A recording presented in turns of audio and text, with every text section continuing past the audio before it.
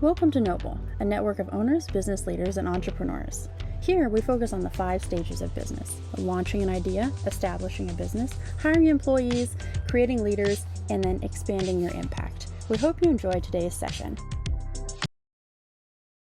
These two. Let's give Eugene a warm Midwestern, Noble, and Bethel, Cleveland welcome. I think that's the first time anybody's ever read that as an intro. I've never actually heard anyone read. That's usually how we sign off on our website. So I'm very excited to be here with you guys this evening. I'm just going to share a little bit about how we are doing business on the mission field. And for me, like Daniel had said, I grew up not too far from here. So I grew up in Indiana, small town. It was the closest town. I actually didn't live in town, but there's a small town just on the other side of the Ohio border called Montpelier. And I think we have like 100 people if you count the pregnant women twice. That's where I grew up. And my background is not in business, but I have been doing business for the last 25 years together with the Chinese. And in the year 2000, my wife and I moved to China. We began working with the Chinese ministry in the late 90s. I don't know if you guys have ever heard of the Heavenly Man before. How many have heard of the Heavenly Man before? Yeah. A few. Okay, so if you haven't heard of the Heavenly Man, he's probably the most well-known Chinese evangelist in the world today. Very well-known escaped convict from prison. And after he escaped from prison supernaturally, he was arrested for preaching the gospel. He's one of the most wanted criminals in China when he was detained. He was put in Zhengzhou maximum security prison that's never had an escapee before. The prison guards broke his legs, threw him in solitary confinement. And I don't know where you guys are at theologically, but his story is that his legs were broke in solitary confinement, and God called him to stand up and walk out of the prison. And as he stood up with broken legs, the gates began to open one by one until he found himself on the other side of the prison walls. And we've had several, even prison guards debate that, saying that he wasn't supernaturally healed. That's not how he got out of prison. But I asked them, how then? And they said, well, we don't know how, but that wasn't the way. And I said, well, we have a couple of facts. Fact one, that the Chinese will agree with, is that he was in prison. Fact two, that the Chinese will agree with, is he's no longer in prison. That happened somehow. And he has a story and they don't. So it's a very powerful story. He came to California when I was working for the police department in Southern California in the 90s. And he shared with me about what was happening in China and asked me to come to China. So in the year 2000, I moved to China, but I never had a desire to live in China. My background, as Daniel had said a little bit ago, is in the US military. So when I was in the military, I had no desire whatsoever to ever move to a communist country. I thought I liked Chinese food until I moved to China. When I moved to China, I looked for a Panda Express. They didn't have one. I thought that I liked Chinese food, but that was when it was China King. When I started eating the local food, I realized I don't like this. And no joke, for the first 30 days that I lived in China, I ate McDonald's every day. I was the very first supersize me. I absolutely did not like the food. So I thought that, I'm not made for China. I don't like the government. I don't like the food. And I'm not good with language. My wife speaks 5 languages. She is born and raised in Sweden. English is her 3rd language.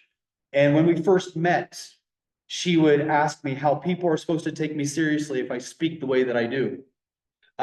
Even though English was the only language that I spoke when I first moved to China, her English was much better than mine. In fact, I often say that when we were dating, I would write her love letters and she would send them back corrected. So my language was not very good. So when I first moved to China, I felt that God called the wrong person to the wrong place. But over time, while living in China, we had an opportunity to only be there for 8 months. And now 26 years later, we're still there and excited about being there because of what God is doing. And so I belong to an organization and work with an organization called Back to Jerusalem. And even though we're an organization, I just want to take a short moment to share with you about this vision of the Underground House Church, because even though I come here as a representative from the Underground House Church, even though I'm not Chinese, they reeled me in with the vision that God gave them called Back to Jerusalem. The Back to Jerusalem vision is bigger than an organization. So even though we have an organization, I work with an organization called Back to Jerusalem, the vision is much bigger than our organization. And if you ever go to our website, you'll see that even though we work with some amazing speakers, we don't put any faces up on the website as a ministry because it's bigger than one person. It's bigger than one organization. It's bigger than one denomination. We work with a lot of different organizations. I can speak at an apostolic or a Pentecostal church one night. Tomorrow we'll actually, I believe, be at an Amish church. So we go from Amish to Pentecostal and everything in between. Our last tour, we were invited to go to some Catholic churches. And so the vision of this Chinese church networks that we're seeing inside of China, it's bigger than a denomination, an organization, a personality. And because of that, I'm really excited just to share a little bit with you, because if we look at Back to Jerusalem, it is born out of the world's largest revival. If you're not familiar with what's taking place inside of China right now, we are seeing by far the world's largest revival. It's not even close to anywhere else. About 25 to 30,000 people are coming to Christ every single day in China. It's about 1 million a month. Right now, the number of believers inside of China outnumber the registered members of the Communist Party, which is one of the reasons why the Communist Party in China see the rise of Christianity as a direct threat, and is why there's been persecution. Out of that revival has come this vision of Back to Jerusalem. Now, I was first exposed to this vision back in the 90s, but the vision of Back to Jerusalem goes back to 1921. And I would argue that it goes back to the book of Acts. Because even though we call it the Back to Jerusalem vision of the Underground Church of China, it really is the Great Commission. In fact, we call it the Great Commission with Kung Pao flavor. It's just a vision that the Chinese believe started in Acts 21. Now, what I'm about to share, you might not agree with, and that's fine. Theologically, we're not dogmatic that people have to agree with the vision or the background of Back to Jerusalem. The vision that brings us into business in the areas between China and Jerusalem specifically starts in Acts chapter 1, where Jesus gives the Great Commission to his disciples. How many of you guys have been to Israel? Okay, so one. So I can make up stuff and you guys won't know. So if you ever go to Israel, I would beg that you go to the Mount of Olives, because you can't really see Jerusalem in any other location as well as you can from the Mount of Olives. You see, from the Mount of Olives, you are in an elevated position. Jerusalem itself is elevated, but from the Mount of Olives has this equal and even greater elevation where you can look down on the city of Jerusalem, and you get this beautiful landscape in front of you of the city on the hill. And this is where Jesus was in Acts chapter 1 with his disciples. Now, this mound that you're on, the Mount of Olives, is not the entire mountain. In fact, it's just the western side of the mountain, which means that if you're standing on the Mount of Olives, by default, you are facing Jerusalem. And this is key for us Back to Jerusalem, because what happens next sets the stage for what we believe is the beginning of the revivals inside of China. And that is when Jesus gives the Great Commission, his by default facing the East Gate. of Jerusalem, which is the most important gate of all the gates in Jerusalem because of Ezekiel, because of Elijah, because of the book of Revelation, because of the prophets that said when the Messiah returns again, he will return through the east gate of Jerusalem. Now, the east gate is called the east gate because it faces east. It faces towards China. So when you are facing the east gate on the Mount of Olives, you are facing west. And I don't know how many of you guys believe that Jesus lied. How many of you guys believe that God doesn't? Right? Why? Why do you believe that? Because he said, but if he's a liar. So we get into the circular reasoning, but I think that Genesis chapter 1 actually sets the stage of why God is not a liar, why it's not possible for him to lie. That is not a man that he should lie. What does that mean? I believe that goes back to Genesis chapter 1 when God created. When God created the universe, when he created everything that we can see, all of matter and energy that he spoke into existence, he created by speaking it. And for us, that is important because if he created by speaking, that means that his words create. And if it wasn't true before he said it, it does become true after he says it, because he creates. So when Jesus is on the Mount of Olives and he tells the disciples to take this message of the good news to Jerusalem, Judea, Samaria, the ends of the earth, he is just by speaking it, creating the initial blueprint of the direction of the gospel. So from the Mount of Olives, we see that all of the disciples leave from chapter 1 to chapter 2, and they all go to Jerusalem. That's a westward movement. Now, that might seem to be very insignificant, but it is for us inside of China, because that westward movement continues on. You see, the book of Acts focuses first on all of the disciples, but then it narrows down into one disciple, Peter. And when you get to Peter, Peter goes from chapter 2 and 3 all the way to chapter 10, moving westward. Chapter 10, he's in Joppa. Jerusalem is as far east as you can go in Israel. Joppa is as far west as you can go in Israel. Once he gets to the oldest seaport in the world today that's still there, Joppa, there he has a vision. And from that vision, there's a transition that takes place. For whatever reason, for reasons I can't explain. The author of the book of Acts transitions from Peter to Paul. And Paul goes west. He goes all the way to the western edge of Turkey in chapter 16, where he can go west no further. He reaches the sea. And the Bible tells us that he turns east to Asia, but he stops by the Holy Spirit. So then he focuses on Bithynia, but he stops by Jesus himself. And then he has a vision of a man from Europe, Macedonia, and that takes him west. And so there were disciples that went east as well, but all of the movements that went in a westward direction.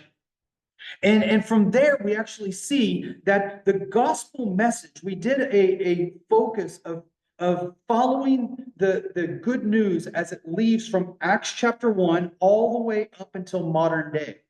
And what we found was revivals began to transform the regions, going from Jerusalem, Judea, Samaria, into Asia Minor, and then into Europe and Africa.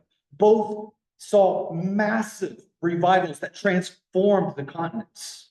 And then from there, it came around to the Americas. We had two great awakenings.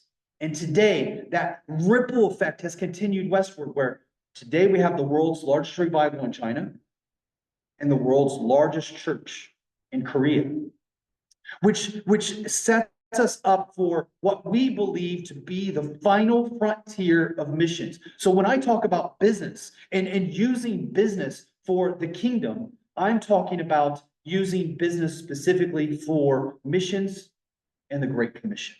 So what I'm going to be sharing today is going to be a little bit different than maybe having a business and using a business for Christian messaging here in America. But we focus on using business in the final frontier of missions to complete the Great Commission. If you guys want to see the return of Jesus Christ, which I do, right? I didn't always want to. I don't come from a Christian family. My real dad died when I was about a year old. My mother married and remarried about 5 different times. I grew up in a broken home. My mom, was addicted to drugs at a pretty early age. And then it wasn't until I was 14 that I became a Christian. And when I did, I was the only one in my family. And so when I first heard a pastor in a very passionate manner praying for the return of Christ, I did the same. I didn't know what Christians were supposed to do. I watched the pastor and I mimicked the pastor. If it was something that was important to him, it became something important to me. So when I saw him praying for the return of Jesus Christ, I joined him and prayed for the return of Jesus Christ. And then he began to cry and plead, Jesus return, Jesus return. And I tried to follow, but his cries got desperate to the point that I began to think that this guy might be actually guilty of a crime and wants Christ to come back before the police do. And I started to think about, what does that mean for Christ to come back? I was 14 when I first became a believer. And without getting too graphic, there were some sins that I really wanted to create prior to Christ coming back. I didn't have my driver's license yet. I wanted to know what it was like to be married. So I really thought, well, if Jesus comes back, now I get to do those things. So I thought, Jesus, I started to honestly have a conversation with him. You've waited 2,000 years. A couple more years isn't going to hurt anybody if you delay it. But then the more I grew closer to Christ, the more I became disgusted with the world around me. And the more desperate I saw the world in which I lived. And I realized that this broken world, the only answer for it is Christ. And the only ultimate answer is his return. And so I found myself praying for the return of Christ in the same desperate way that pastor did when I was young.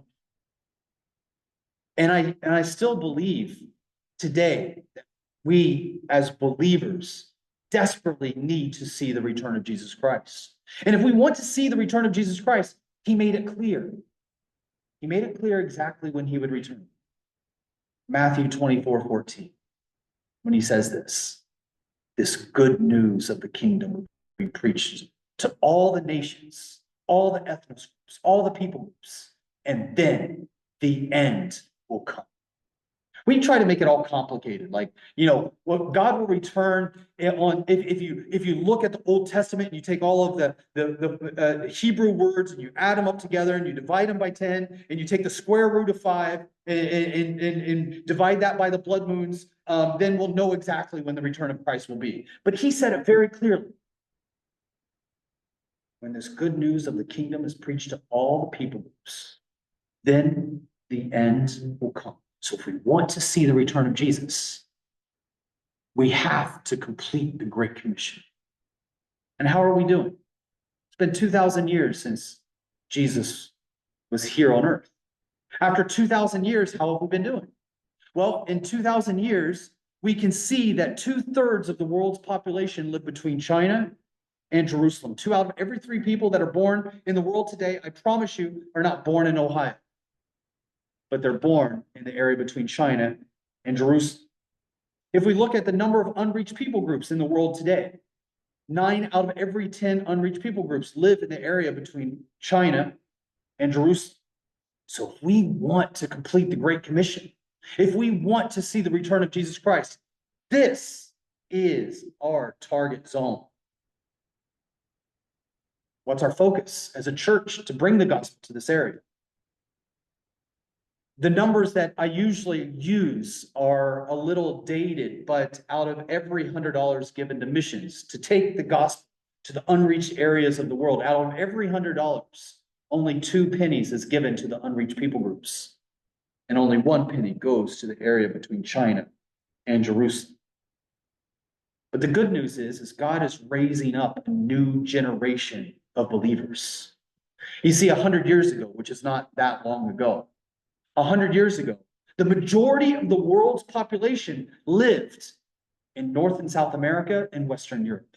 90% of all Christian believers lived in North and South America and Western Europe. Today, that is not the case. Today, more than 60% of the world's Christian body live in Asia, Africa, and the Middle East. That's a massive change in demographics. And what we are seeing is that traditional missions is not taking place in the way that we've seen in the past.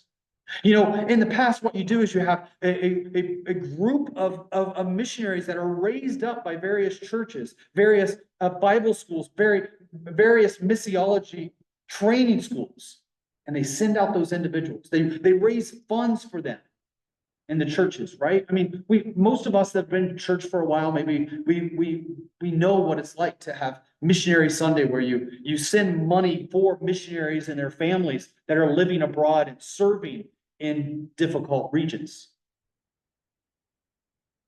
The Chinese vision of back to Jerusalem is to continue on that westward journey from China to all of the nations that are unreached between China and Jerusalem to complete the Great Commission.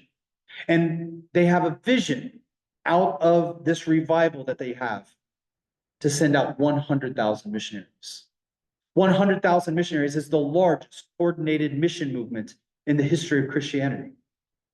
And you can't do that in the traditional Western method of raising money in a church and sending them out, especially since we see China is a place where Christian freedom is not allowed.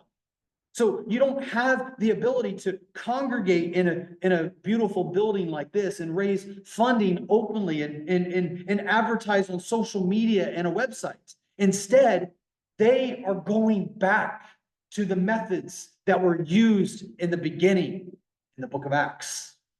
A lot of that was done along the Roman roads with trade, business.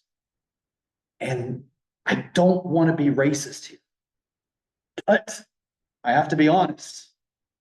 You won't find people that are as astute and ready for business as much as you will with the Chinese. So I come to you today, not as somebody that is a business expert by far. That's not my background. I don't come to you as a speaker of any sort. I come to you as a humble observer. Someone that's not leading, even though I'm here speaking on behalf of Back to Jerusalem. I'm not the leader, the vision. I don't lead anything. I serve in China, and I serve at their leisure.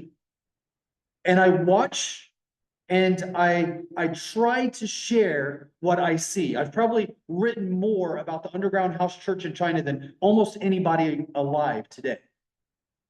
And I've had the privilege to sit at the feet of underground house church members in areas that I work extensively in. Even though I live in China and I've lived there now for more than 2 decades, I spend most of my time these days working together with Chinese missionaries in North Korea, Somalia, Sudan, Iran, Iraq, closed nations that do not allow for Christian missionaries to come in freely and openly. So how do we get in? We get in through business. And when we do business, we often call it business as mission. You can call it whatever you want. It's the same thing. It's for us, it's using business as a way to share the gospel. And I don't want to be too holy, but if I could, I would like to read just one Bible verse. It's a Bible verse that is going to be a little bit different than what most of your speakers probably share for a business meeting. Most of what I'm about to share is going to be different. And it might feel that you don't necessarily agree with some of what I'm going to be sharing.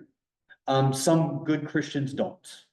If you talk about business as mission, oftentimes there is a desire to make sure that everything that you do is somehow of a certain level of integrity that matches with biblical principles and ideas, and we agree to that. But when you are doing business as mission, as a Christian, to do evangelism in closed countries, a lot of this activity is covert. And covert activity is going to be a little bit different than what you might talk about. So I'm going to ask that you try to be merciful to me tonight. And even though you may not agree, I hope that you can still see me as a brother, because I'm going to be bringing a different perspective. Maybe. I often tell people about a pastor from Texas that went into China. And he was invited to speak at an underground house church meeting. And this Texas pastor was so excited. He was in a cave that was on the property of a Chinese house church pastor. And the Chinese house church pastor is a farmer. And so the cave is on his farm. And the Texas pastor is also a farmer. So he was excited to be there with this Chinese pastor. And they had to stay inside the cave doing the teaching all during the day. But during their break time, the Chinese pastor, together with this pastor from Texas, walk outside. And the pastor from Texas was curious. And so he asked the Chinese pastor, he said, just out of curiosity, how big is your piece of land here? And the Chinese pastor said, well, you see those trees over there in the distance. And that's the end of my border all the way there. That distance, that line over there is the end of my property for my farm. And the Texas pastor, everything being bigger in Texas, says, you know, if you ever come to my farm, you can get on a horse in the morning as the sun is coming up, and you can ride that horse all day. And as the sun is going down, you will finally arrive at the end of my property. And the Chinese pastor said, I know what you mean. I had an old sick horse like that once. So it's about perspective. The perspective that I'm going to be sharing is a little bit different than what you might be used to. And I want to share a verse just really quick from John chapter 20, verse 19. John chapter 20, verse 19 starts with a story that many of us have read and heard many times, but it applies directly to us in a special way. It says this, and my Bible might read a little bit different than yours, but it says, on the evening of the first day of the week, when the disciples were together with the doors locked for fear of the Jewish leaders, Jesus came and stood among them and said, peace be with you. What I love about that story is that John, the poet, is not just painting a picture of the day. He's not just saying that, you know, they were in a blue house and the grass was green and the skies were blue. He's not just painting a picture. He says specifically for a purpose. The doors locked. And Jesus appears. The reason this verse stands out to me is because today the places where I do business are closed nations. The places where we are working in many ways have been locked from the inside to protect from the outside. And oftentimes, if we look at places like China or North Korea or Iran, it's very easy to say those doors are locked and there's no way of getting in. And we don't know exactly how Jesus walked in that room, but we do know the doors were locked. There was no access point. And so there are times where I have prayed to God, God, I know that you have called us to this nation, but those doors are locked and they're not allowing us in. And I've heard Jesus respond and say, the doors might be locked, but the walls are an illusion. The enemy has created an illusion. There's no place I can't be. There's no place I can't get in. And we believe that God is using specifically business to get through those locked doors with the good news of Jesus Christ. So the areas that we are working, we use business for three things: to provide the gospel. It allows missionaries access into the different countries, and so it provides a platform and support. So it allows us to provide the gospel, it allows us to provide a platform, and it allows us to provide support. Those are the three things that business allows us to do in closed nations. Now, even though we work in closed nations, we find ourselves being connected a lot with Western businesses. We find ourselves oftentimes becoming the supply chain for Western businesses. We find ourselves oftentimes being the support mechanism for Western businesses. And a lot of the places where we're working, I'm going to be sharing things that don't make sense. You know, I'm not able to use traditional business methods on the fields where I work. You know, as you look at, if I get a book, like, you know, Donald Trump is very well known for Art of the Deal. If you ever read Art of the Deal, the book that he wrote, I think it was in the 80s, you'll find several principles that are good for America and certain things that will work in closed countries, but many of his principles do not work in closed countries. Even though they may not work for a lot of business teachings, everything that I have seen so far and what I'm going to be sharing with you tonight, just briefly, comes from biblical principles.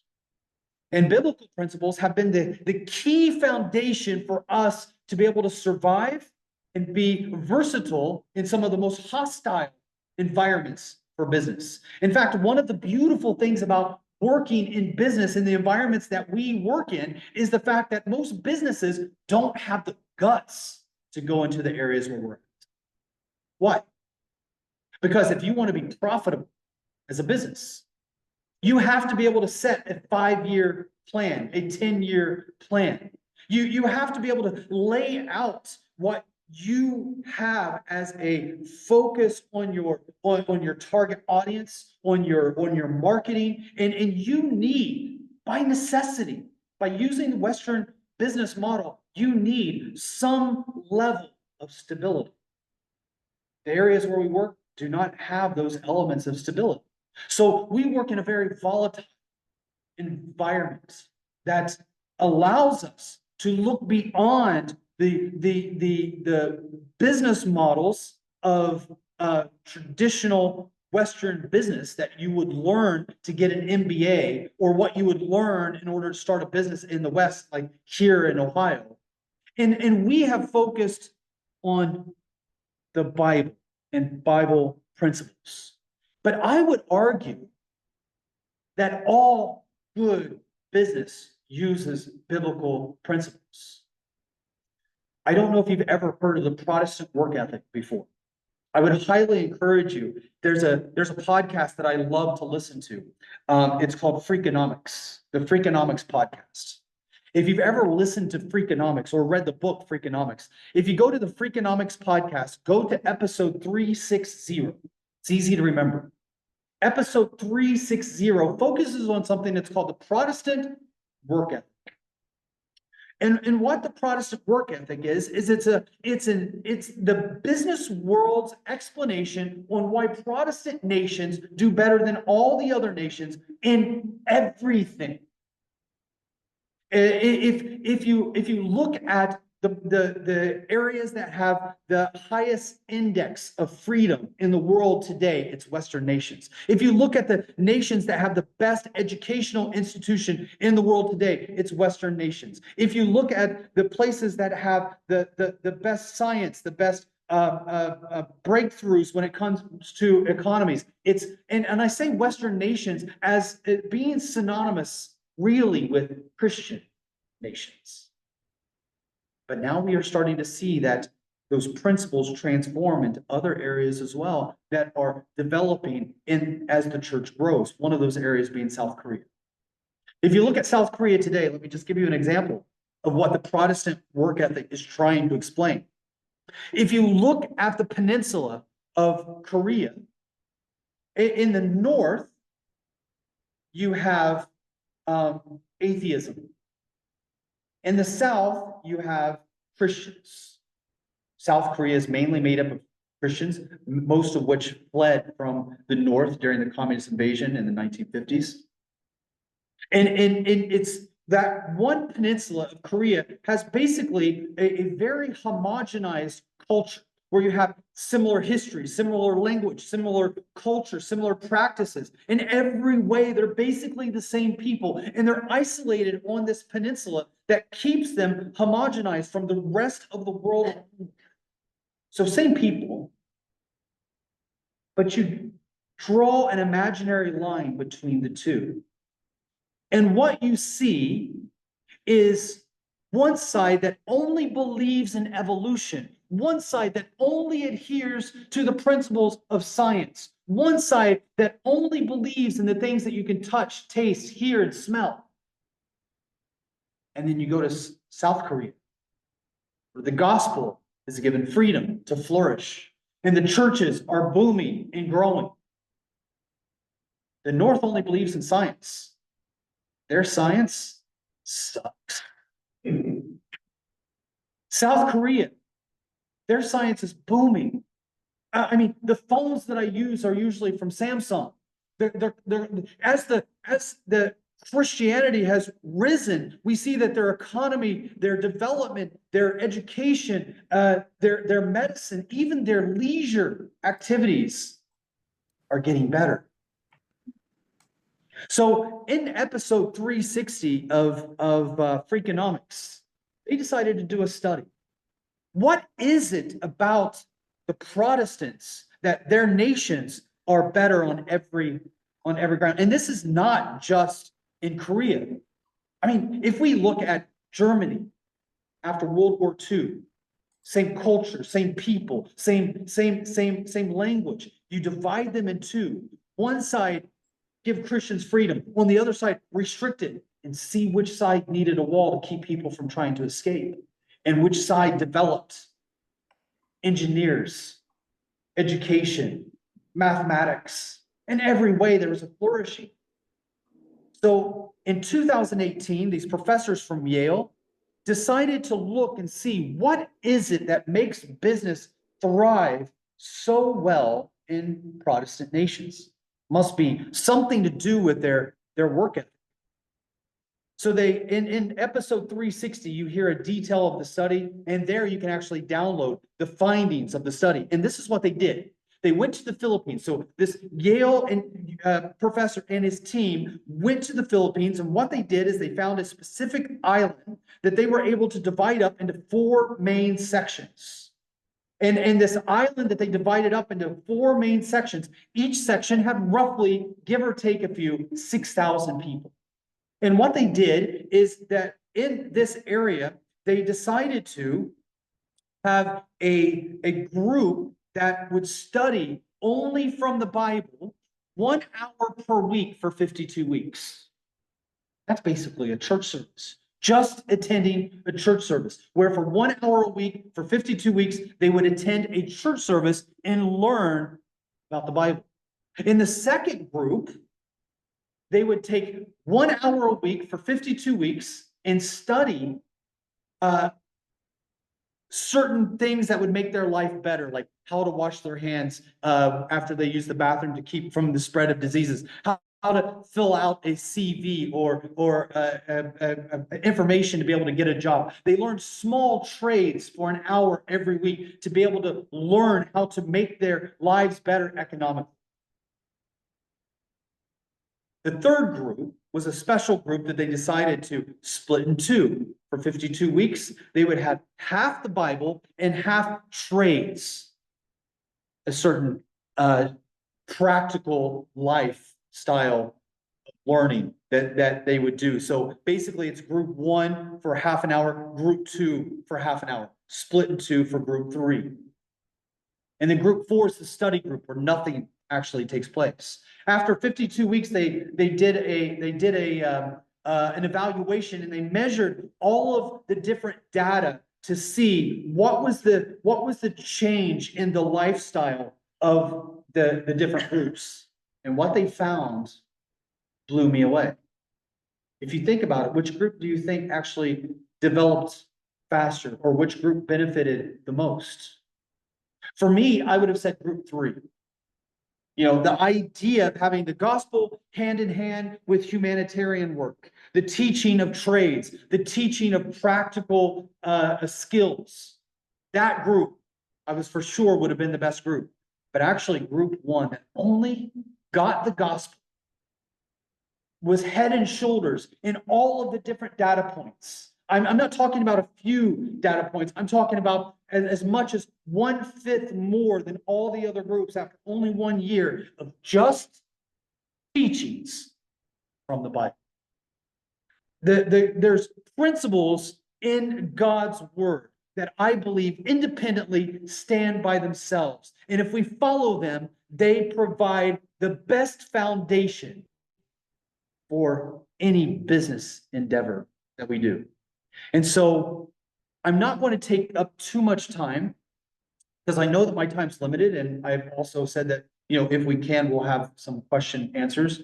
But if I look at the things that I have learned while doing businesses, and when I say businesses, I'm involved now about every year, anywhere from 3 to 10 businesses per year. I help start, get going, run, and become independent. I have learned certain things while observing. Like I said, I'm mainly an observer, a historian at heart. My interests is to document much of what I see and be directly involved. I don't have a background in this. For me, it's been a blessing just to be led by the Spirit. And I know that sounds a little bit touchy-feely. I know that that's nothing that you can write down, but much of what I have learned is that by adopting certain principles from the Bible, for me, is more important than adopting certain plans for a business.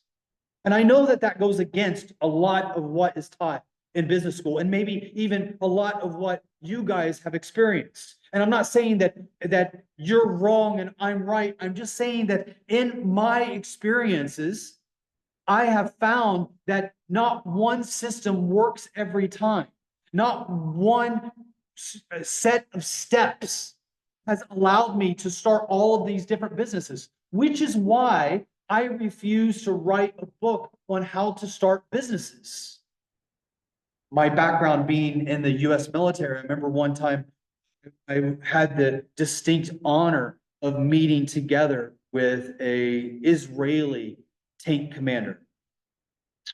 And the Israeli tank commander who was sharing, I remember him talking about the 6-Day War. And if you don't know about the 6-Day War, it was little, tiny, small, insignificant, brand new nation of Israel being attacked by all of its giant neighbors.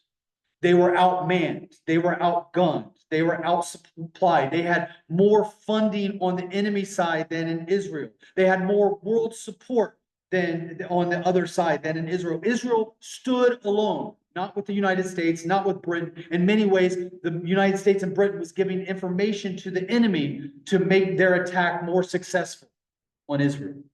Israel was this lone soldier out in the desert by itself. So I was interested.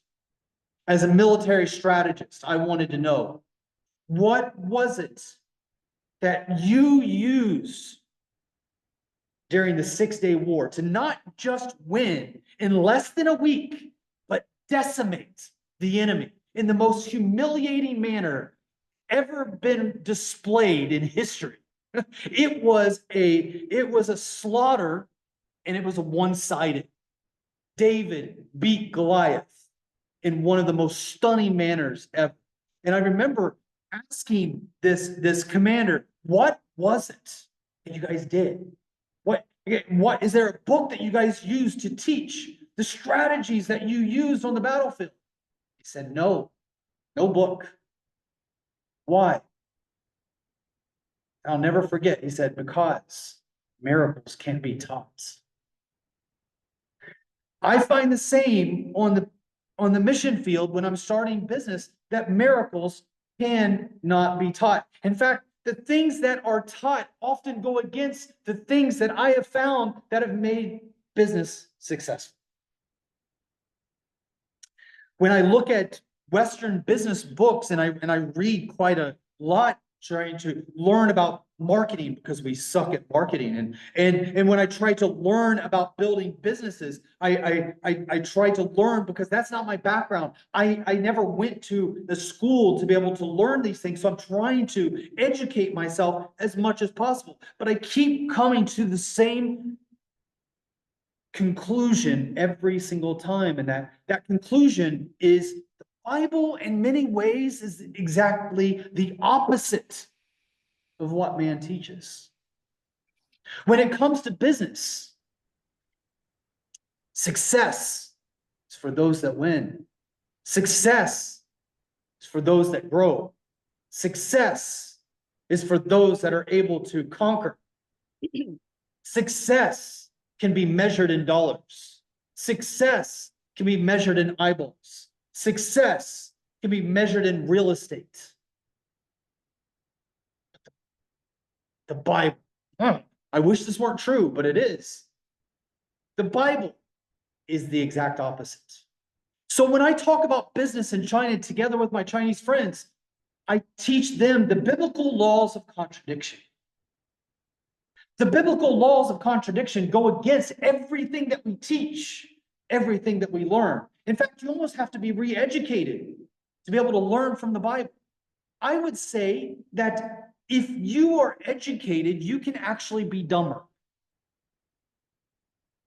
Because if you know that you don't know, at least you are being open to know something that you don't know. But if you think you know, even if what you know is wrong, you are now closing your mind to that which is right because you already know.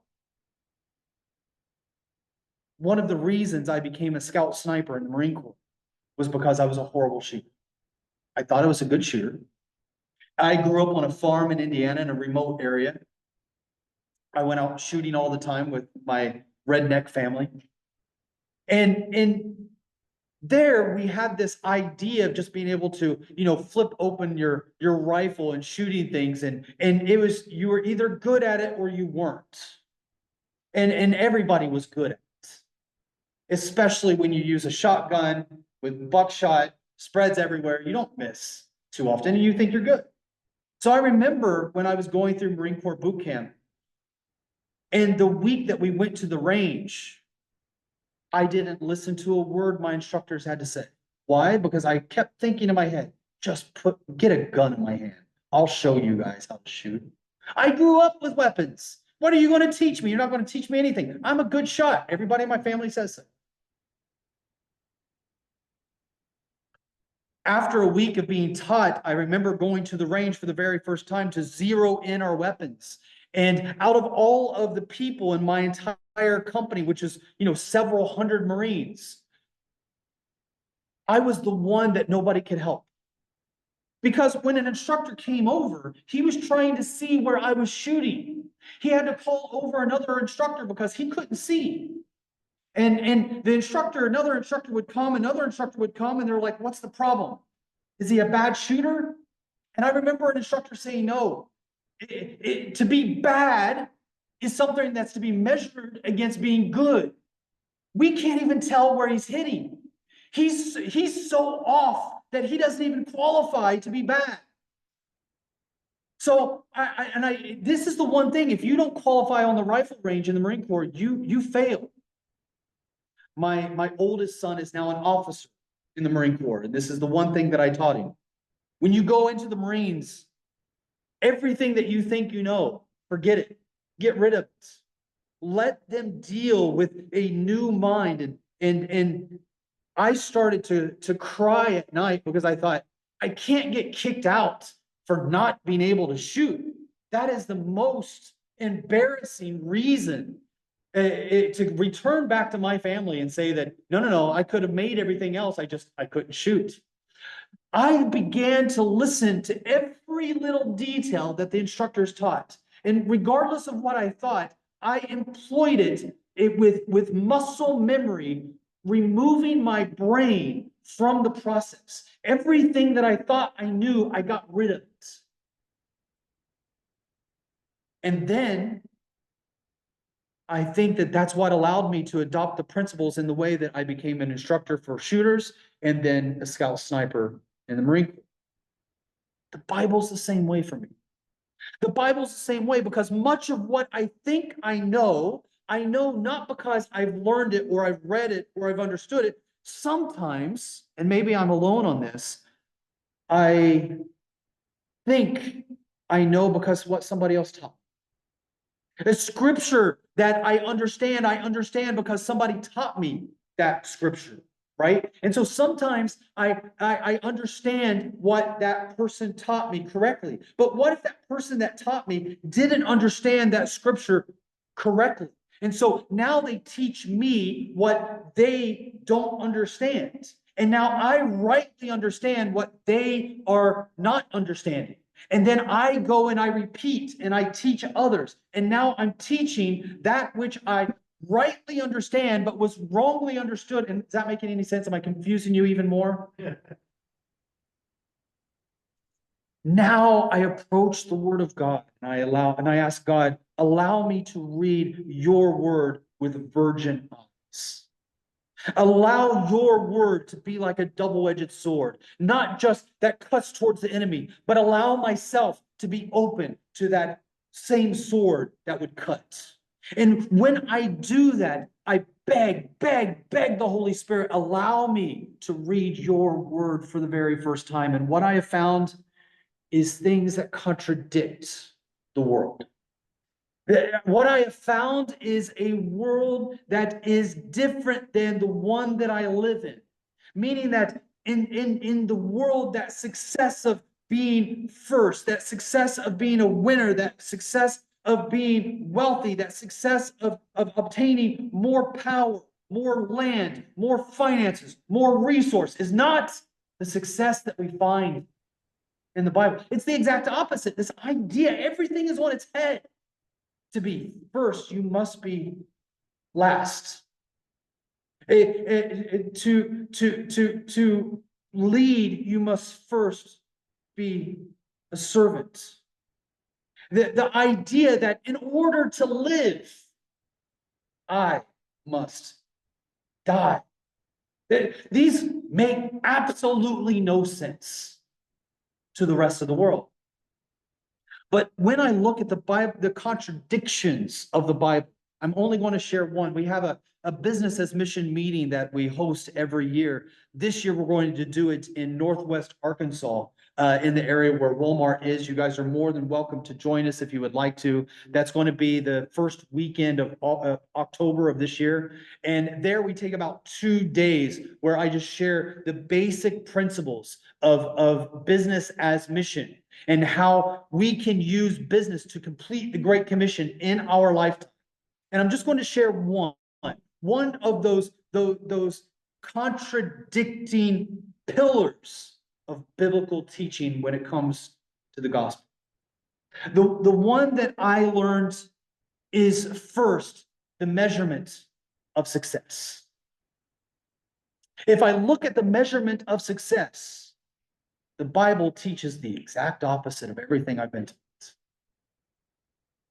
I mean, even if I look at Christ himself, in every way, he was a failure.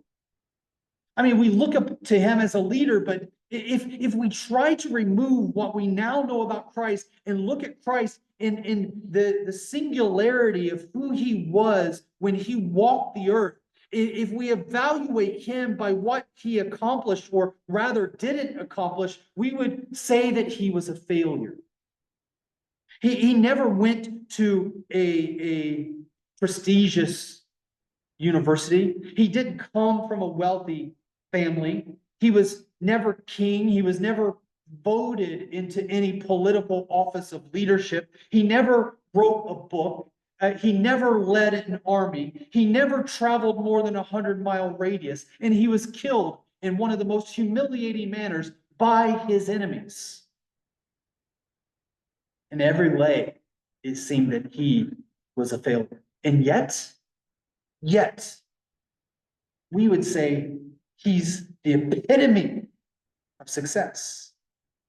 So in the kingdom principles, how do we measure success? I often talk about the darkest Bible verse, in my opinion, the darkest Bible verse in the Word of God comes in John chapter 6, verse 66. It's the only time in the New Testament that we see the verse 666.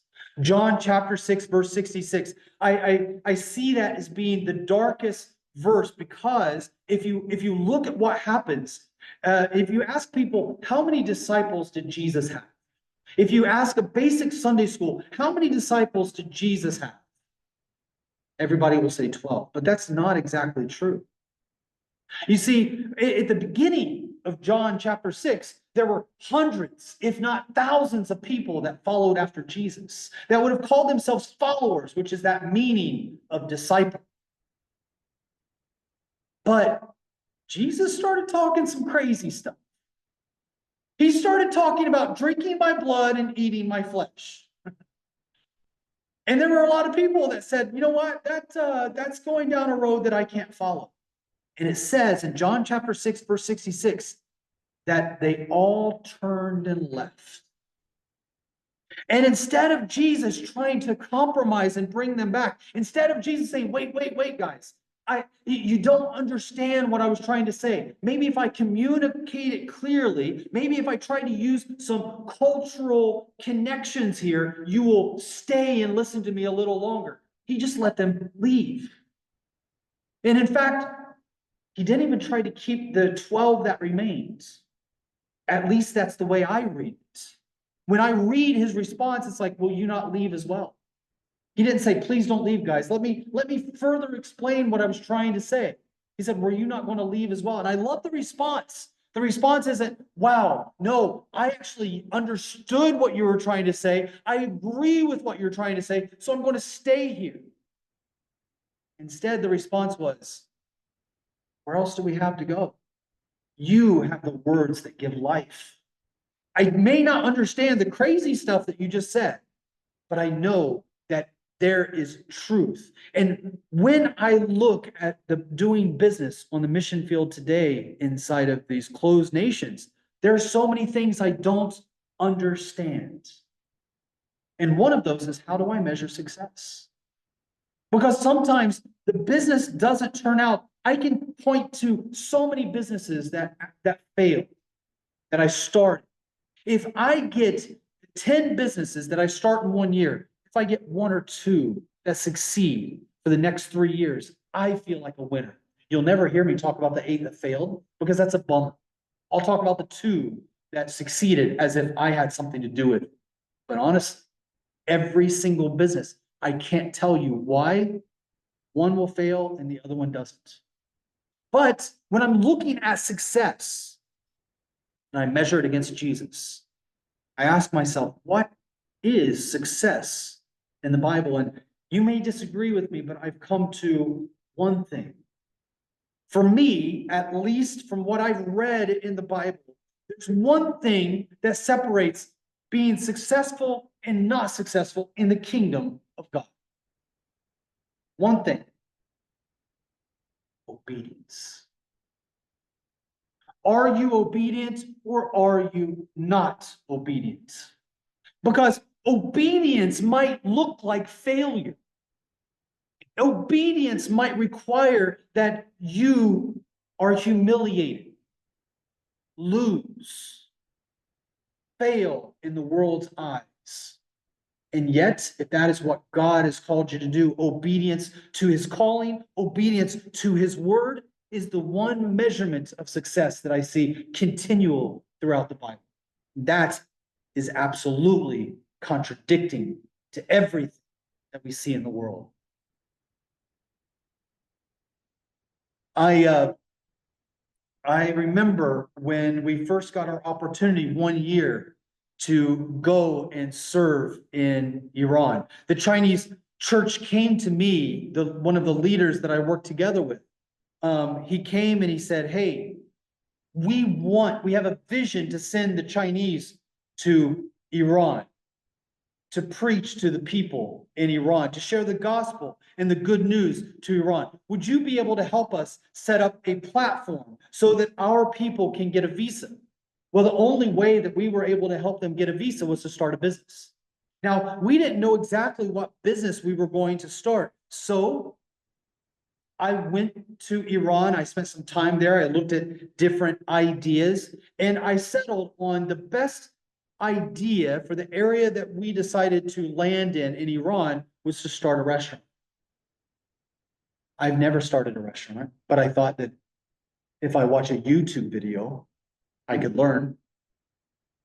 So I decided to start a restaurant. And I remember the government in Iran had a pretty difficult process for me to go and start this business. And I needed it to get it ready for the Chinese. And I remember I went to the main government building to walk around from office to office and get all of the paperwork that I needed to start a business, get it signed, get it stamped from each different administrator.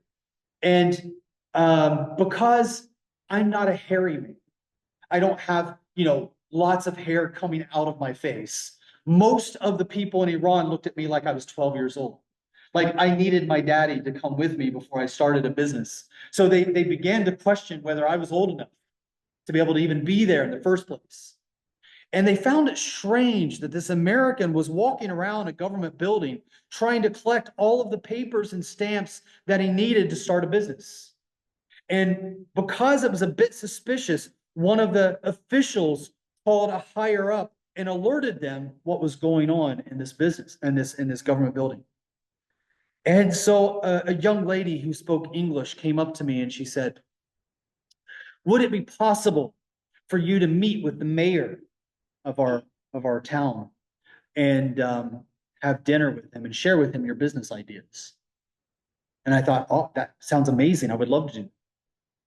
I wasn't prepared for it. Everywhere I travel, I often just have a small bag with me. And I often have, a cargo pants and a Columbia shirt.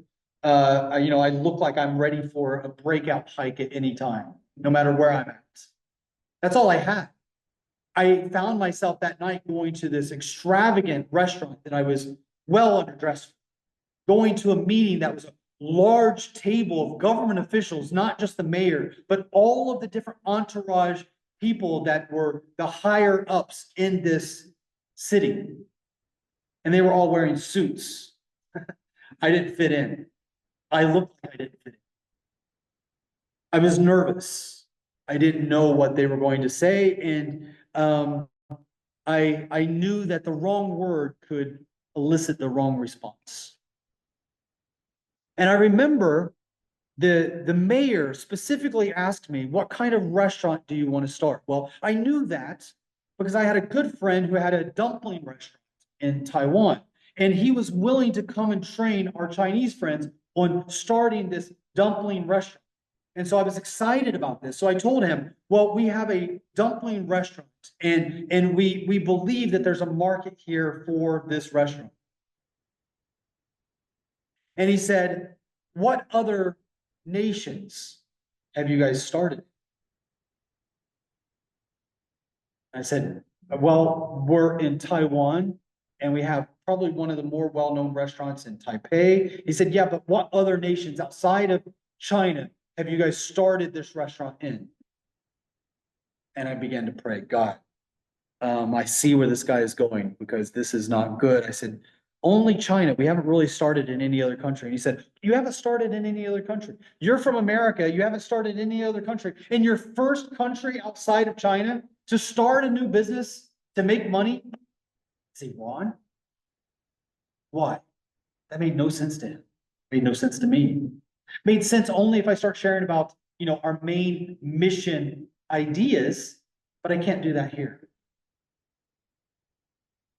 And I'm not over exaggerating when I tell you that I felt the power of the Holy Spirit come down.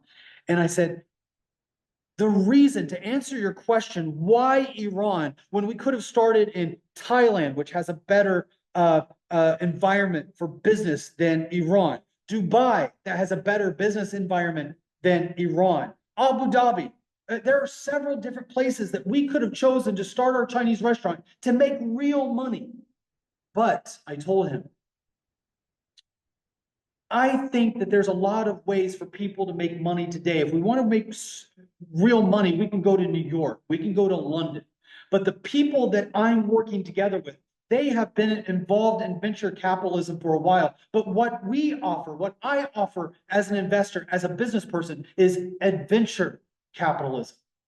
And all of a sudden, this whole concept came to me while I'm sitting there. And he was buying it. I was buying it. I had never said it before. I'm starting to love my own words. I'm believing what's coming out of my mouth. As it's coming, I'm like, I need to write this down. This is good stuff. I start talking about doing adventure capitalism in places where people never get a chance to go. You can make money in different places, but some people want to live. They want to live when they invest. And those that want to really live want to come to ancient civilizations like Persia and invest their money, but also experience something that will be an experience of a lifetime. He bought it. I bought it. I was sold. And we started a restaurant in Iran that was able to bring in Chinese. This is just one of the ways that we've been able to start. And one of the things that I want to share is that we don't operate on a large scale. Just let me know when I'm getting close to the time. A lot of times when people start businesses, they want to grow. But for us, we adhere to something that I've developed that I call small boats strategy. Small boat strategy because I love history. I write about history. I study history. I love battles. I remember so many times I've worked with many different large ministries here in the United States.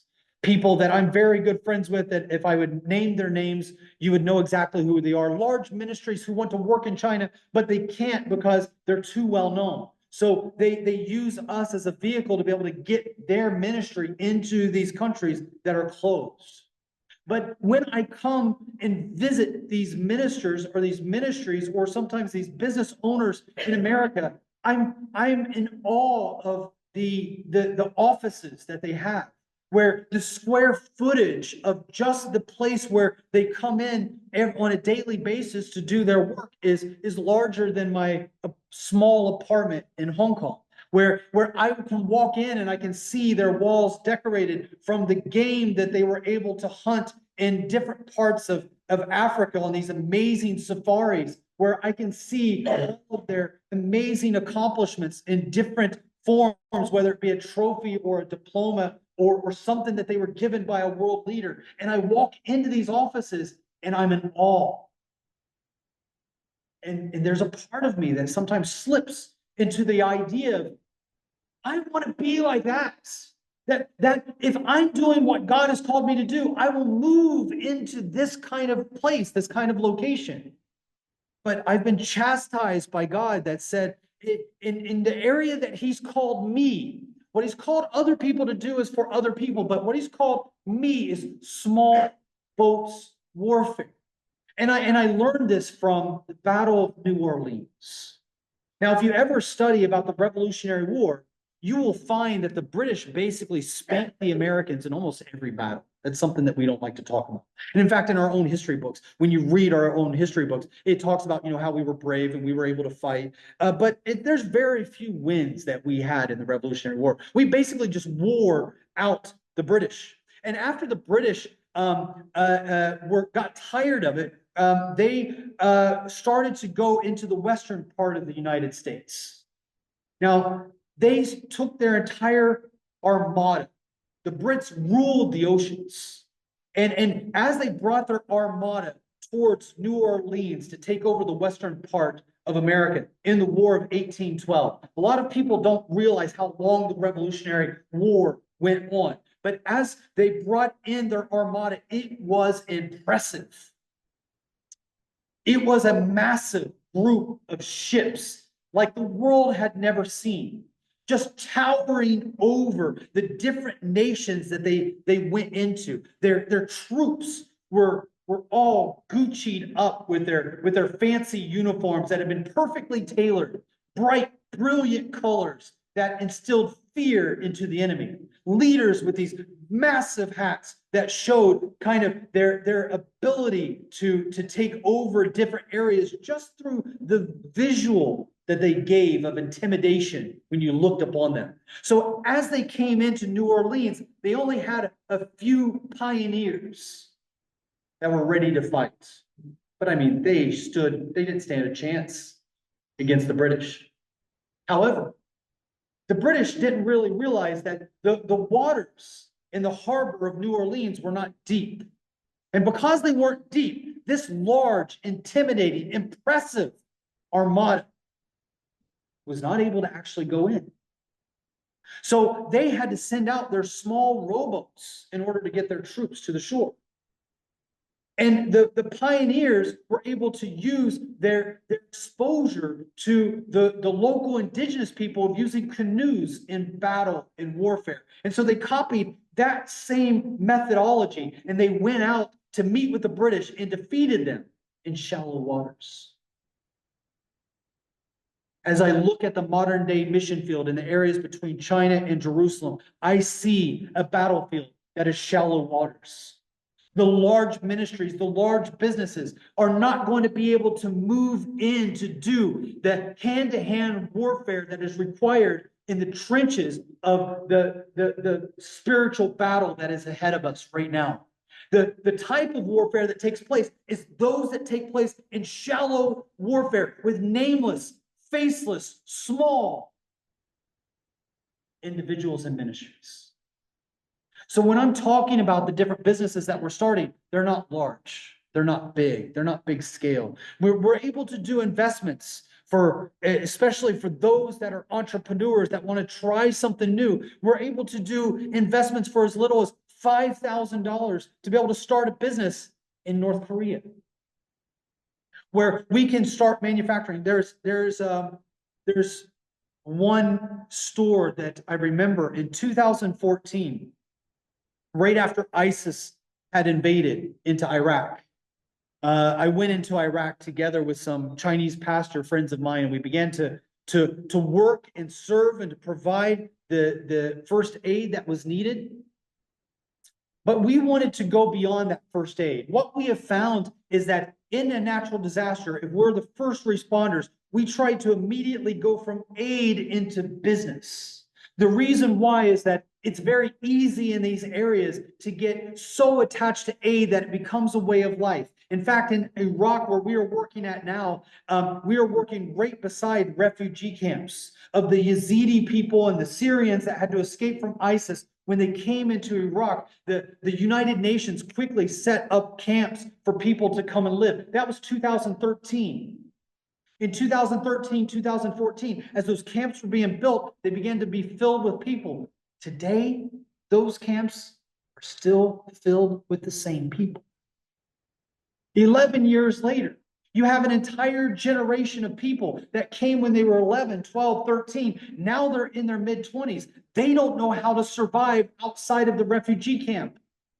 And now they almost demand that the world community donate more through the United Nations for them to be able to survive, because their entire life has been set up on a system of chits where they get resources from the United Nations, this group of chits or this book of chits that act as a type of currency within the refugee community, and then they buy everything that they need. They live there.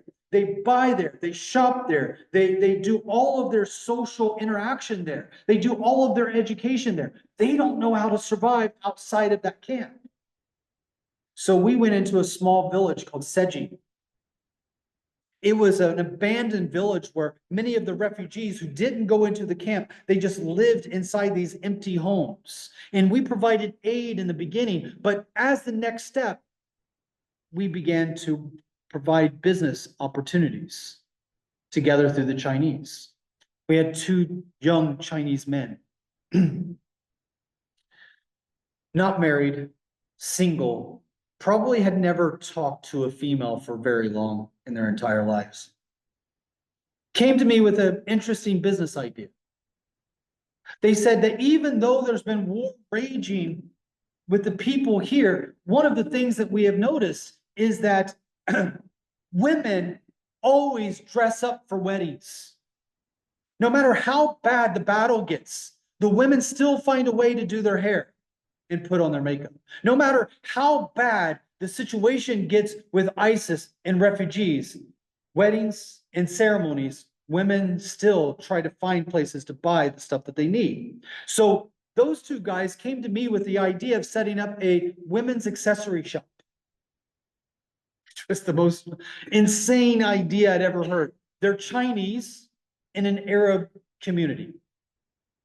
They're not women, and they want to sell female products to women. I don't think that they did their research very well, but I appreciated their enthusiasm.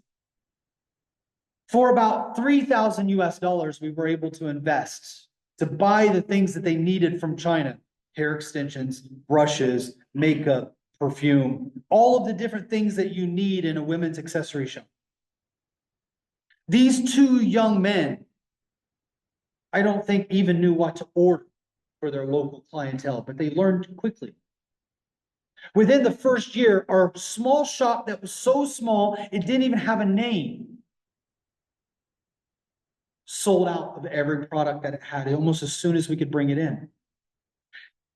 We then came up with a name and a logo and started to franchise and set up several shops. Today, in the area where we are at, we are the largest provider of women's accessory items in that region. And we are able to provide income and visas and stability and support for Chinese missionaries ministering to the local people in a very natural setting.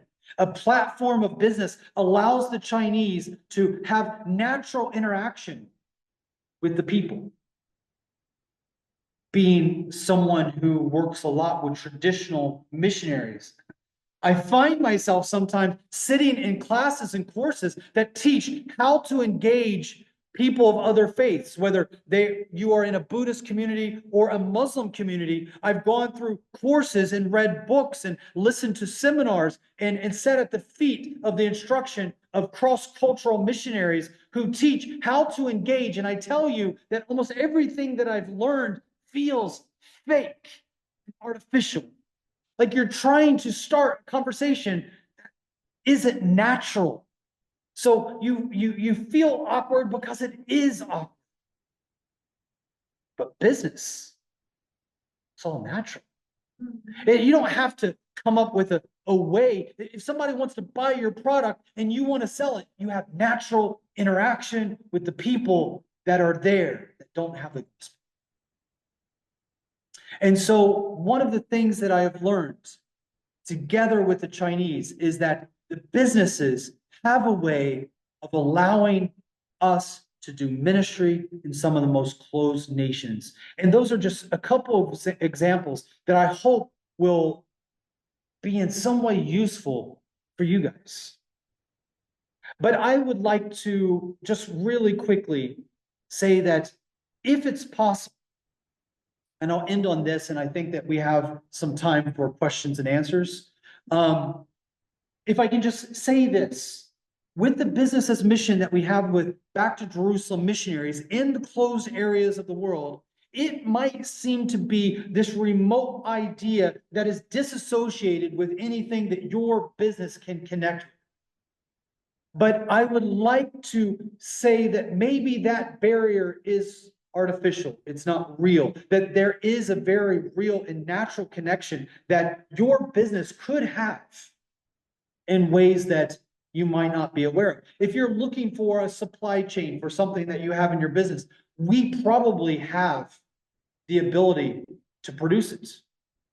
One of the great things about being in Asia is that we are the manufacturer for the world. We have the largest factories in the world that produce almost everything that we consume in the West. And the beautiful thing about that is if your product is different or new and needs a supplier, and you might be thinking, well, there's problems with China. We have production lines in more nations than just China. And the beautiful thing about having production lines that are connected with Christians is sometimes we can use those production lines to produce things that we need on the field that might be able to be covered by your items being produced. What do I mean by that? When we were in Iraq, we had a vision to take the gospel to ISIS. It seemed to be a ridiculous idea. It seemed to be an impossible idea. How do you get the gospel to ISIS? How do you preach to the people of ISIS? And so every year we have what we call a hackers conference where we bring hackers from around the world and we get all of these Christian hackers in the same room and we develop different tools and different ways of getting the gospel and God's word into the people's hands in closed nations. And one of our hackers is from Holland, is a good friend of mine. I keep him in a basement. I feed him Doritos from time to time, and he writes code for us. And one of the items that we were able to produce is this small pill-size Bible. Now, you've probably never seen one before because we invented it. This Bible you hold in your hand, it illuminates the air in front of your face, and you can read the entire Bible from Genesis to Revelation. The battery in this small Bible will last for about a year to a year and a half. The great thing about this small Bible is that if somebody walks in on you while you're reading from it, and you're in a nation where you can actually lose your life from reading God's word, you can simply swallow. Now, we can't promise that if you swallow it, it will come out looking the same as it did going in. But we can promise you this. If you swallow this pill-sized Bible, you will have the word of the Lord deep down inside of you. For us to do this kind of production, we have to do it sometimes in factories where we don't want the factory owners to even know what we're doing on their production line. And so for us, it is a benefit and a blessing when we get outside Christians wanting to produce their items on our assembly lines that allow us to get our own secret goods in on the same assembly line to produce the things that we need on the field. So there is a direct connection. I remember one time I had one guy came to our business's mission meeting and he said, Eugene, I'm a trucker. Like, I didn't graduate high school.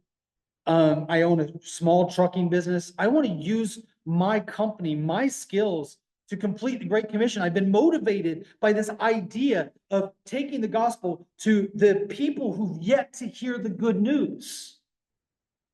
But how can I use my business to take the gospel into a place like North Korea? How can I'm a truck driver. I can't really drive my truck in North Korea or China or Iran. And I responded to him, or can you? I convinced this trucker to come to China and spend a couple weeks helping us start a trucking company that allowed us to take trucks from China into North Korea, taking goods back and forth. And in those trucks, we were able to bring those Bibles. In our trucking company that was started by a person in America who wanted to know, who thought it was no way possible to use his business skills on the mission field. All of a sudden, he realized that there was a very real need for his business. One of the things that I love about working together with businesses, and like I was talking about hackers, is that oftentimes when people think of ministry, they often think of speakers, pastors, preachers, singers, evangelists. They think of the fivefold traditional ministry, and they think that is full-time ministry, and God has called me to full-time ministry. That is what I'm supposed to do, but yet I don't feel qualified for that. I don't feel that it even appeals to me. And yet I feel that I'm supposed to be in full-time ministry. Am I supposed to leave what I have my experience in, what I have my talents in, and go here to be a preacher, a pastor, an evangelist? Now I get business people that come onto the mission field and they say, I thought I had to leave my business that I loved, my trade that I hold so dear. I thought I had to leave that in order to be in full-time ministry. But now I realize that I have been called for such a time as this, and the skills, the education, the background, the hardship, the trials, the successes, all of them have culminated in me to be used for this mission. So if I can leave you with anything, it is that what God has called for us and the very things that we use for our daily bread is what he wants to call to spread his kingdom. And I don't know if you guys have any questions for me. I don't know if you do have questions, if I will have the ability to answer any of them. But if you do, I think that this is the time that we've set aside for questions and answers. So if I can't provide you with an answer, at least I'll try to amuse you for a short moment in time. Yeah. What other kinds of business you set up? Yeah, good question. We have set up almost every business that we are not qualified to be involved in. So we have done a lot in the service industry. So we built hotels. So we built a hotel. Next week, I'll be going to, or a couple of weeks from now, I'll be going into Bhutan. In Bhutan, we bought land to be able to build a hotel there. We built a hotel in Tibet. We've run travel agencies. We've done marketing companies. We have a human resource company that we started in Dubai. We have the women's supply shop that we did in Iraq. Just this week alone, we've started up two businesses that I can't mention because we're recording this and it's online. We've just started two businesses, new businesses this week in Iran. I just started a business that I can't talk about last week in Somalia, a nation that outside of Mogadishu, we only know of about 100 believers in the entire nation. And that's South Somalia. North Somalia up by Hargeisa is a little bit different, but South Somalia around the Mogadishu area, 100 believers that are living in secret because of the violent nature. And these are 100 believers that could leave the danger of Somalia, but they choose to stay so that they can preach the gospel to their people. And we're able to work with them and support them through business. And I can't talk about those businesses, so that doesn't exactly answer your question. But that's a couple of ideas. We also, just last week, I was in Cambodia. In Cambodia, we have a pretty large factory that we've been working with that support Back to Jerusalem missionaries, that have been supporting Back to Jerusalem missionaries for quite a while. I can't tell you the product that we produce at that factory, but I can tell you if you go to any Home Depot, Menards, Lowe's, you will see the products from that factory made by Christians on their shelves. So we do a lot of manufacturing. We do a lot of in the service industry. And we also, we call it consultants. Like for instance, with our human resource company in Dubai, We have a lot of different companies like that. We do very small scale businesses, and those businesses some of them have grown, some of them have disappeared. A good question. Yes. So a question from online. Eugene, have you seen the Chinese businessmen lead someone to Christ through their business? And have they been able to start any churches in the countries they have expanded to? Good question. There was a period of time where I was traveling in and out of North Korea about once a month. And we started a couple of businesses there. One of the businesses was, again, a restaurant. Now, when I said that the Chinese do things a little different, I remember when I started that restaurant in North Korea. And we had a team, they were our very first team of 5 young ladies who were studying the Korean language so that they could go in as missionaries. And right before they graduated, inside, I was able to work with the government officials and got the opportunity to start a restaurant.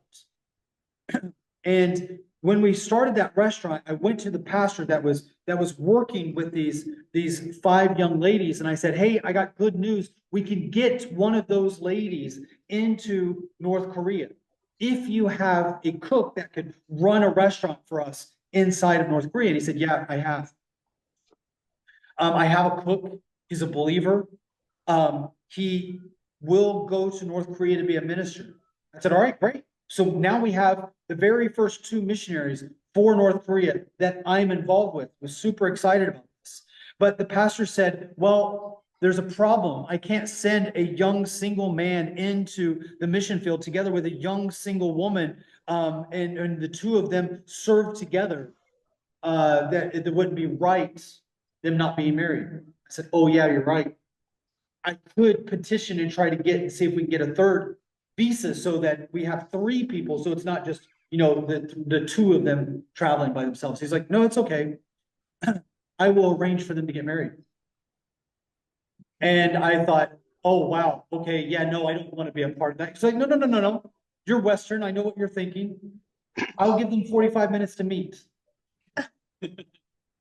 And he arranged their marriage. They went into North Korea, married, had children, ran a very successful business, and began to plant churches throughout their area. There's a book that I've written. It's about North Korea. It's called Smuggling Lights. I wrote it together with a woman that I worked with for about 10 years inside of North Korea. Her name is Sister Esther. Probably the toughest, bravest person I've ever met in my entire life. She is a freaking warrior. She had served time being thrown in a secret prison in China and thrown in prison in North Korea and lived to tell the story. Nobody else that I know of alive today can talk about being in those 2 prisons and surviving it. She planted more churches, delivered more Bibles, and saw more people come to Christ than anybody else that I've ever worked with. And she did it by providing farming equipment inside of North Korea. And so we worked together with her to do several different businesses. In almost every instance, I can point to either a few people coming to Christ or many people coming to Christ, but every business, we focus on having fruit of salvation. So I hope that answers that question. Another question, kind of a follow-up, is how can we best pray for the businessmen and women, and how can we best pray for you? I think the best way to pray for those that I serve with is to help them in spite of working together with me. I feel that right now, for me, my personal belief is that we are on the cusp of seeing the Great Commission completed in our lifetime. Never has it been easier or better to be a missionary, and never has it been harder and more difficult to be a missionary. We live in the best time has ever been in the history of man to be a missionary or to preach the gospel. Tonight, there are people that are joining us, and I don't know from how far away, but they're able to join us quite easily. I'm able to share together with them in instantaneously in ways that the disciples would have only dreamed about. I flew a couple days ago from Hong Kong to Chicago. I arrived on Friday night, late Friday night. I flew from Hong Kong to Chicago and I arrived 2 hours before I left. You can think about that one for a moment. Never before has it been easier to travel. Never before in the history of man has it been easier to communicate. Never before in the history of man has it been easier to get the Bible into closed nations and share the good news of Jesus Christ. Guys, when the Taliban took over in Afghanistan, the team in Afghanistan called me up and they said, hey, we have a problem. You can look this up on the news. The very first thing on the agenda of the Taliban when they came in, they took over Afghanistan, was to go door to door looking for people's electronics, trying to find whether they had a Bible on their electronics or not. And so they asked me, is there a way that you can help us to hide the Bible on our laptop, to hide the Bible on our mobile phones? So I called up our hackers, and our hackers were able to develop. Now this has been declassified, so I can talk about this. But our hackers developed this special Bible, which is basically